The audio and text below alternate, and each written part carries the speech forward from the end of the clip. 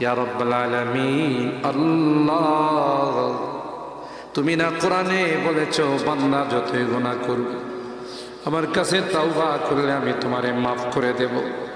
মনে বড় আশা নিয়ে আল্লাহ তোমার শাহী দরবারে ভিক্ষুকের মতো হাত বাড়াইলাম। তুমি যদি ক্ষমা না করো, কে আমাদেরকে ক্ষমা করবে? কে আমাদের মাফ করবে? ভিক্ষুকে একজনের কাছে ভিক্ষা না পেলে আরেকজনের কাছে পায়। এক দুয়ার থেকে বিতাড়িত হলে আরেক দুয়ারে যায়। তোমার দরবার থেকে যদি মাহরুম হয়ে যায়, বিতাড়িত হয়ে যায়, কার কাছে যাব? কে আমাদেরকে ক্ষমা করবে?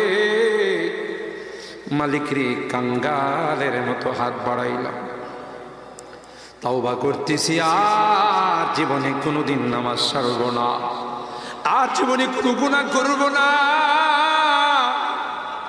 আর জীবনে কোনোদিন বেপরদায় চলব না, আর কোনোদিন সুদী লেনদেন করব না। কিয়ামতের কঠিন ময়দানে আমাদেরকে তুমি গুনাহগার বলে ডাক দিও না।